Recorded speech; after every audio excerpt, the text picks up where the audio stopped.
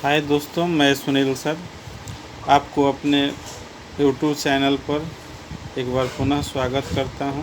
आज आपके लिए लाया हूं NCERT एक्सरसाइज 6.4 क्लास 12 का दो क्वेश्चन फ़िलहाल आपको मैं बता रहा हूं।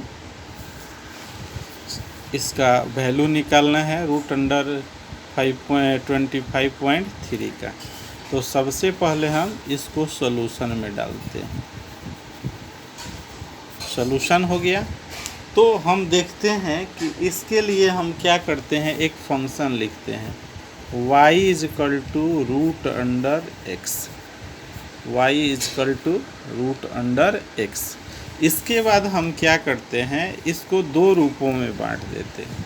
पहला क्या होता है, आप यहाँ पर देखिए कि यह दो खंडों में दिया है, एक पॉइंट के पहले और एक पॉइंट के बाद नंबर दिया है। पॉइंट के पहले 25 है, जिसका सही से यानी पूर्ण रूप से वर्गमूल निकल जाता है, लेकिन 0.3 जो है इसका वर्गमूल निकालना आसान नहीं रह जाता है। तो इसको हम दो खंडों में लिख देते हैं। क्या लिखते हैं, तो यहाँ पर x बराबर क्या लिखते हैं 25, x बराबर 25 और डेल्टा x बराबर लिखते हैं हम आपका 0.3। तो हमने इसको बहुत आसानी से लिख दिया। और इसके बाद हम करते हैं एक स्टेप और लिखते हैं। इसके अंडर स्टूड के लिए x हो गया, डेल्टा x बराबर हम लिख देते हैं यहाँ पर, सॉरी डेल्टा x बराबर नहीं, डेल्टा y बराबर इसको लिखते हैं हम, डेल्टा y बराबर। तो डेल्टा y बराबर हम क्या लिखते हैं, x प्लस डेल्टा x। बराबर में क्या हो जाता है इसका, माइनस में √x।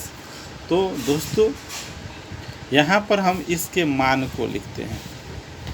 तो जब हम इस x के मान को हम लिखते हैं तो यह 25 होता है, और प्लस डेल्टा x का मान 0.3 होता है, और माइनस डेल्टा x है। तो डेल्टा x का मान कितना दिया है 25, और यहाँ पर क्या हो गया डेल्टा y। बहुत आसान है। अब इसका हम लोग क्या करते हैं, ये डेल्टा y है तो इसको जब हम जोड़ते हैं तो 25.3 होता है, और इसका मान होता है √25 का वर्गमूल 5 होता है। अब इसको इसके साइड में डाल देते हैं, तो डेल्टा y प्लस क्या हो जाता है 5, और ये क्या होता है 25.3। तो अब एक बार हम पुनः इसको क्या करते हैं बच्चों, तो 25.3 लिखते हैं और 5 को पहले लिख करके और डेल्टा y को हम लोग लिख देते हैं यहाँ पर। तो ये हमारा इक्वेशन 2 हो जाता है। एक बार हम पुनः लिखते हैं, both side BC with respect to x of equation 1। तो हम लोग इक्वेशन 1 का डिफरेंशिएशन यहाँ पर करते हैं। तो इसको हम ऐसे लिख देते हैं, dy और dy/dx इंटू डेल्टा x। तो दोस्तों यहाँ पर हम इसके मान को लिख देते हैं, और ये dx हो जाता है, तो इसका मान डेल्टा x होता है। तो यहाँ पर इसका डिफरेंशिएशन 2√x इंटू क्या हो जाता है डेल्टा x हो जाता है, जो dy के बराबर। तो इसके मान को हम लोग अब रखते हैं, ये 2 हो गया, और इसका मान क्या हो गया 25, और डेल्टा इसका मान क्या हो गया 3।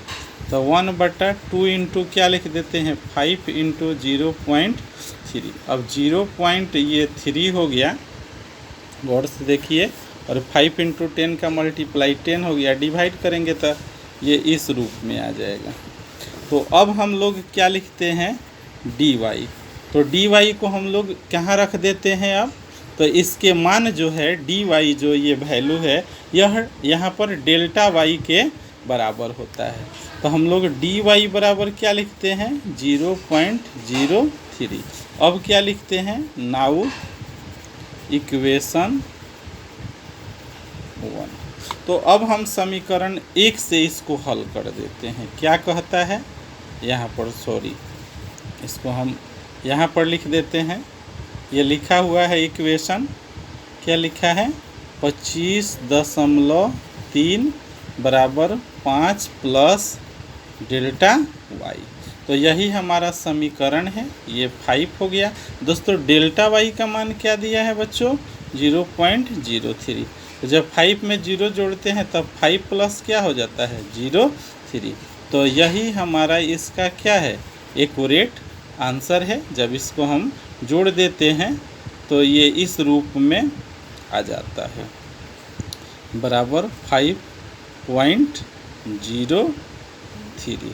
यही इसका एक्यूरेट आंसर आता है। तो यही हम इसको लिख देते हैं।